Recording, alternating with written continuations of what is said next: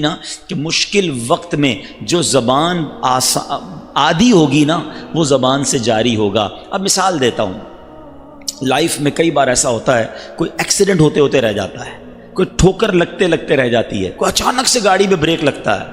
اب آپ یہ دیکھیں کہ اس وقت زبان سے کیا نکلتا ہے۔ جس کی زبان پر درود و سلام رہتا ہے، اولیاء کرام کے نام رہتے ہیں، آپ دیکھیں جھٹکا لگتے ہی ان کی زبان سے زور سے نکلتا ہے، یا رسول اللہ، یا غوث پاک، لا الہ الا اللہ۔ کیوں نکلا بھائی؟ کیونکہ اندر یہ بھرا ہوا تھا، جھٹکا لگا تو وہی باہر نکلا۔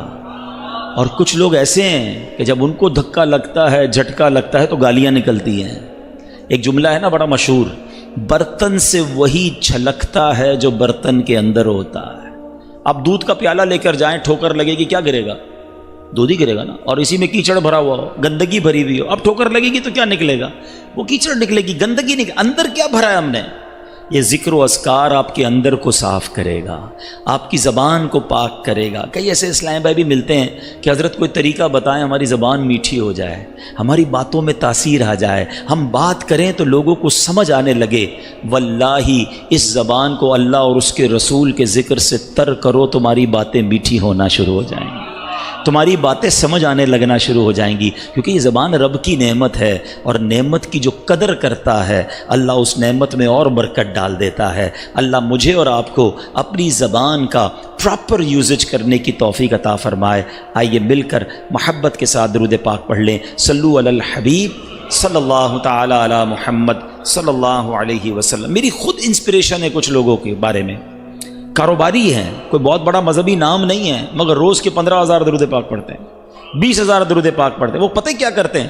وہ جب بات کر رہے ہوتے ہیں نا اس وقت تو وہ بات کر رہے ہوتے ہیں، مگر جب وہ سن بھی رہے ہوتے ہیں تو درود پڑھ رہے ہوتے ہیں۔ اگر آپ کا مائنڈ سیٹ بن جائے نا، آپ مثال کے طور پہ آپ میں سے کئی لوگ کمپیوٹر پر کام کرتے ہوں گے، ٹھیک ہے نا، کمپیوٹر پہ آپ کام کر رہے ہیں، جو بھی کر رہے ہیں، زبان تو فارغ ہے نا۔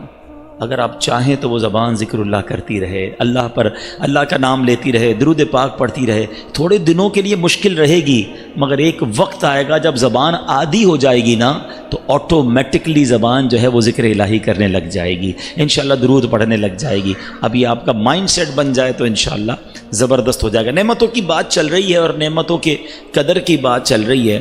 ہمارے اسلاف اپنی نعمتوں پر کس قدر حساس ہوتے تھے اور انہیں اللہ کی دی گئی نعمتوں کی قدر کتنی ہوتی تھی۔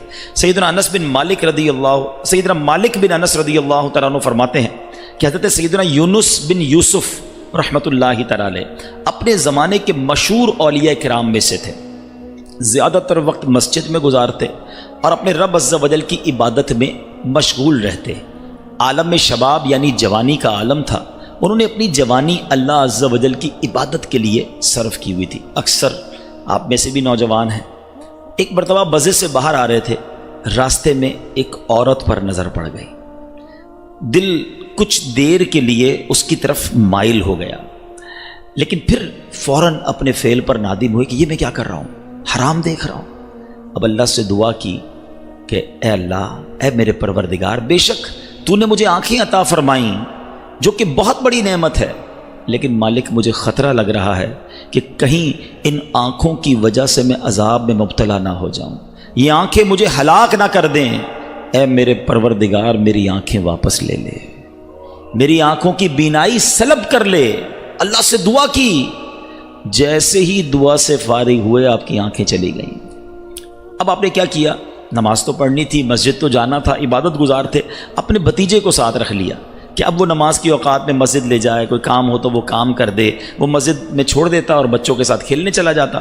آپ مسجد میں ہوتے، عبادت کرتے۔ ایک دن ایسا ہوا آپ مسجد میں بیٹھے تھے تو اپنے جسم پر آپ کو کوئی چیز رینگتی ہوئی نظر آئی، محسوس ہوئی۔ اب آپ کو تو سمجھ نہیں آ رہا تھا وہ کیا ہے، آپ نے بھتیجے کو آواز دی، وہ بچوں میں کھیلنے گیا ہوا تھا، کوئی ہیلپ آؤٹ نہیں کر پا رہا تھا، آپ پریشان ہو گئے۔ آپ نے پھر اللہ کی بارگاہ میں دعا کی، اے اللہ تو نے مجھے آنکھوں سے نوازا، بہت بڑی نعمت تھی، مجھے خوف ہوا کہ کہیں میں ان آنکھوں سے گناہ نہ کر بیٹھوں، عذاب میں مبتلا نہ ہو جاؤں۔ میں نے دعا کی، تو نے میری آنکھیں واپس لے لیں، مگر مولا اب مجھے خوف یہ ہے کہ اگر میری آنکھیں نہ آئیں تو یہ میری آزمائش میرے لیے رسوائی کا باعث نہ بن جائے۔ میرے مولا کرم کر دے، مجھے اس مصیبت سے بھی بچا لے، میری آنکھیں واپس لوٹا دے۔ اب بھی آپ نے دعا کی، اللہ نے آنکھیں واپس لوٹا دے۔ اچھا، یہ ایک بزرگ کا واقعہ اور ان کی سوچ ہے۔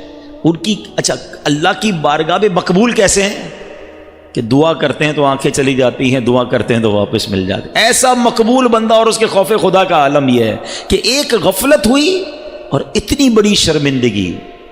آج میں اور آپ سوچیں کہ اللہ نے مجھے اور آپ کو کتنی نعمتیں دی ہیں. یہ آنکھیں، یہ دل، یہ زبان ہم کن کاموں میں استعمال کر رہے ہیں؟ وہ پنجابی شاعر کہتے ہیں نا، اس لیے تھوڑی دی ہیں یہ چیزیں کہ بندہ ان سے حرام کرے. وہ کہتے ہیں دل یاد لئی بنایا اے تعریف لئی زبان،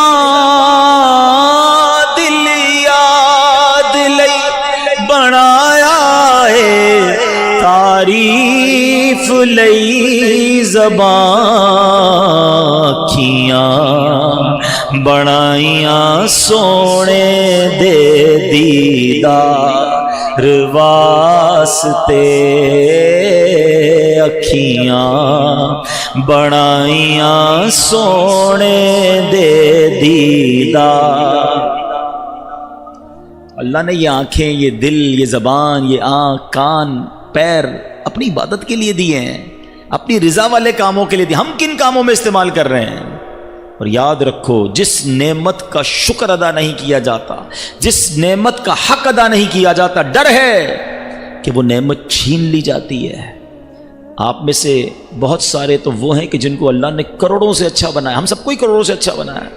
کئی وہ ہیں جو بڑی اچھی پوسٹ پہ ہیں، کئی وہ ہیں جو بڑے اچھے ادارے میں ہیں، کئی وہ ہیں جو بڑی اچھی سیلری اون کرتے ہیں. مگر سوچیں ان تمام نعمتوں کے بعد میرا اللہ کی بارگاہ میں انداز کیا ہے؟ شکوے، شکایات یا شکر ہے؟ دو قسم کے لوگ ہوتے ہیں کہ جن کے پاس بہت کچھ ہوتا ہے مگر پھر بھی زبان پر شکوہ ہوتا ہے، اور کچھ اللہ کے بندے ایسے ہوتے ہیں جو ہر حال میں اللہ کا شکر ہی ادا کر رہے ہوتے ہیں. یہ آنکھیں، اللہ اکبر. یاد رکھیں، آپ تو بہت سارے مختلف اداروں میں کام کرتے ہوں گے جہاں بعض اوقات فیمیل ورکرز بھی ہوتے ہیں. اپنی آنکھوں کی حفاظت کرنا یہ بہت ضروری ہے. سرکار مدینہ صلی اللہ تعالی علیہ وسلم نے مولا علی شیر خدا کرم اللہ تعالی وجہ الکریم سے فرمایا، ترمذی شریف کی حدیث ہے، اے علی ایک نظر کے بعد دوسری نظر نہ کرو. یعنی اگر قصدن، یعنی اچانک بلا قصد، بغیر ارادے سے، ان انٹینشنلی کسی عورت کی طرف نظر پڑ جائے تو ہٹا لو، دوبارہ نظر نہ کرو. کہ پہلی نظر جائز ہے، دوسری نظر جائز نہیں. اب شیطان ہے نا، اس میں کہتا ہے پہلی نظر نہ ہٹاؤ، دیکھتے رہو پہلی باری میں، وہ تو جائز ہے. ایسا نہیں ہے. یاد رکھیے کہ اگر پہلی نظر جمائے رکھی تو اب وہ بھی دوسری نظر کے حکم میں ہی ہوگی، اس پہلی نظر کا بھی گناہ ملے گا. اور یہ حرام، جہنم میں لے جانے والا کام ہے بدنگاہی. آنکھوں میں جہنم کے کیل ٹھوکے جائیں گے. جو اپنی کانوں سے حرام سنتے ہیں ان کے کانوں میں پگھلا ہوا سیسا ڈالا جائے گا. کبھی آپ نے دیکھا یہ دونوں جو آرگنز ہیں کتنے نازک ہیں؟ موسٹ سینسٹیو آرگنز ان اور باڈی کون کون سے ہیں؟ اگر اس کو آپ دیکھیں نا، آپ سرما لگاتے ہیں، ہاتھ کانپ رہا ہوتا ہے کہ یار یہ سلائی ذرا زور سے لگ گئی نا تو آنکھ بڑی نازک ہے، درد ہو جائے گا، سرخ ہو جائے گی. جو موٹر سائیکل چلاتے ہیں ان کو پتہ ہے کبھی کوئی چھوٹا سا تنکا چلا جاتا ہے آنکھ میں، جان نکل جاتی ہے. یہی کان ایئر بڈ استعمال کرتے ہیں، تھوڑا سا زور سے کرے تو درد شروع ہو جاتا ہے، اتنے نازک ہیں. اگر جہنم کے کیل ٹھوکے گئے، یہ جہنم کی آگ ڈالی گئی تو کدھر جائیں گے؟ تو ہمیں اللہ کی نعمتوں کی قدر کرنی ہے. آنکھیں اللہ نے دی، کان اللہ نے دیے، زبان اللہ نے دی، ہاتھ اللہ نے دیے، پیر رب نے دیے، پھر اس کے ساتھ اللہ نے بہترین روزی دی، علم عطا کیا، آپ کو معاشرے میں عزت دی ہے، اور سب سے بڑھ کر تو رب نے مسلمان بنایا ہے. ہم ان نعمتوں کے بارے میں کیا اپنا انداز اپنائے ہوئے ہیں؟ یاد رکھیے رب کریم. اچھا پھر اللہ کریم کو بندہ کون سا پسند ہے؟ بدقسمتی سے ہم دونوں معاملے میں الٹے چلتے ہیں. حالانکہ مسلمان کا، مومن کا حال روایتوں میں آیا بڑا نرالا ہے. اس کے فائدے ہی فائدے ہیں. وہ تکلیف میں ہوتا ہے تو صبر کرتا ہے، صبر کرتا ہے تو کیا ہوتا ہے؟ ان اللہ مع الصابرین، اللہ کی رحمت ساتھ ہو جاتی ہے. نعمت میں ہوتا ہے تو شکر کرتا ہے، پھر کیا ہوتا ہے؟ لئن شکرتم لازیدنکم، تم میرا شکر ادا کرو میں تمہیں اور عطا کروں گا. دونوں طرف بینیفٹ میں ہے نا. مومن کا ہر حال برکت والا ہے. تکلیف بھیجی، صبر کر کے اللہ کے قریب ہو گیا. نعمت بھیجی، شکر کر کے اللہ کے قریب ہو گیا. مگر دونوں میں حال برا ہے ادھر کہ تکلیف آتی ہے تو بے صبری کرتے ہیں، نعمت ملتی ہے تو ناشکری کرتے ہیں. ذرا سنیے گا کہ حدیث پاک ہے کہ 3 روایتیں ہیں، ایک روایت سنتے اس میں سے 2 آوازوں پر دنیا و آخرت میں لعنت ہے. کون سی 2 آوازیں ہیں؟ نمبر 1، نعمت کے وقت باجا، مصیبت کے وقت چلانا. یہ کتنی عجب بات ہے کہ نعمت ملتی ہے تو ناچ گانے میں پڑ جاتا ہے، اللہ کو نافرمانی، اللہ کی نافرمانی میں پڑ جاتا ہے، مصیبت آتی ہے تو چلانے میں لگ جاتا ہے. یہ دونوں ہی غلط کام ہے. میری یوں سمجھیے کہ آج کل میں کئی بیانات میں ذکر کرتا رہتا ہوں، میرے یوں سمجھیے کہ دل میں درد ہے. اللہ کرے کہ اس درد کو میں آپ تک صحیح طریقے سے ٹرانسمٹ کرنے میں کامیاب ہو جاؤں. مجھے ایک بات آج تک سمجھ نہیں آئی کہ شیطان نے گیم کتنا بڑا کیا ہمارے ساتھ، کہ اس نے سیلیبریشن کو، ہماری خوشیوں کو ٹیگ کر دیا ہے اللہ تعالیٰ کی ناراضگی کے ساتھ. جب بھی ہم خوشی منائیں گے، whenever we try to celebrate anything، استغفر اللہ، we disobeying the commandments of اللہ سبحانہ و تعالیٰ. ہم اس وقت اللہ کی جو اللہ کی طرف سے احکامات ہیں اس کو نافرمانی کرنے میں لگ جاتے ہیں. حالانکہ کتنی بری بات ہے اور عقل کے بھی خلاف ہے. مثال کے طور پہ آپ کسی کمپنی میں کام کرتے ہیں، کوئی باس آ کر آپ کو کہتا ہے بیٹا آج آپ نے بڑا اچھا کام کیا، آج سے آپ کی سیلری ڈبل. اب آپ کیا کہیں گے؟ تھینک یو سر، جزاک اللہ. اب آپ اور مستعدی کے ساتھ اور اچھے انداز سے آفس میں کام کریں گے. آج آپ کو بونس دیا جا رہا ہے، آپ اس کے بعد اور اس کا جناب گریٹفل ہو جائیں گے. یہی دنیا کا دستور ہے کہ جو آپ کے ساتھ احسان کرتا ہے آپ اس کا شکریہ ادا کرتے ہیں. مگر ہمارا معاملہ ہی کچھ اور ہے. اللہ جب نعمت دیتا ہے ہم اسی نعمت کے ملنے کی خوشی میں اللہ کو ناراض کرتے ہیں. یہ کتنی بڑی بے وقوفی ہے. آپ کہیں گے نہیں جناب ہم ایسا نہیں کرتے. چلیں 2-3 ایگزامپلز دے دیتا ہوں. شادی کتنی بڑی نعمت ہے. پوچھو ان سے، ان ماں باپ سے جن کے بچوں کی شادیاں نہیں ہو رہی، بلکہ آپ میں سے کئی ہوں گے جو ارمان دل میں سجائے بیٹھے ہوں گے. لیکن جب شادی ہوتی ہے کیا کرتے ہیں؟ اللہ کو خوش کرتے ہیں، ناراض کرتے ہیں. ناراض کرنے والا کون سا کام ہے جو شادی میں نہیں ہوتا؟ ناچ گانے، ڈھول تماشے، آتش بازی، رنگ پارٹیاں، معاذ اللہ. اب تم کہتے ہو یار اللہ نے نعمت دی، اللہ ہی کو ناراض کر رہے ہیں. اور ہم نے دیکھا ہے کچھ لوگ کہتے ہیں یار بچے کی شادی پر لاکھوں روپے خرچ کیے مگر وہ شادی کے بعد خوش نہیں ہیں، لڑائی جھگڑے ہیں، اولاد نہیں ہو رہی. یار تم نے اللہ کو ناراض کرنے والا کون سا کام تھا جو نہیں کیا تھا؟ اب کیسے اللہ سے رحمت کی اور نعمت کی اور برکت کی امید رکھ رہے ہو؟ اسے تو غضبناک کر دیا نا تم نے. اچھا یہی شادی کے بعد بچہ ہو گیا، بچے کی برتھ ڈے منانی ہے، خوشی منانی ہے، کیا کریں گے؟ میوزک، ڈھول تماشے، کوئی ایسا کام جو اللہ کو ناراض کرنے والا ہو. اچھا اللہ نے نیا گھر دیا، نئے گھر کی دوستوں میں پارٹی کرنی ہے، کیا کریں گے؟ اس پارٹی میں کوئی ایسا کام کریں گے جو اللہ کو ناراض کرنے والا ہو. اچھا جناب جاب لگ گئی ہے، اب اپنے فرینڈز کو پارٹی دینی ہے، اس جاب کی پارٹی میں کیا ہوگا؟ کوئی نہ کوئی اللہ کو ناراض کرنے والا کام کیا جائے گا. آپ لسٹ بنا لیں. جب بھی celebration, farewell party, anniversary, happy new year, ہر نعمت پر اللہ نے جب تمہیں خوشی دی ہے تم نے اللہ ہی کو ناراض کیا ہے. پھر کہتے ہو میری نعمتیں نہیں بچتی. کیسی خوشی ہے یار؟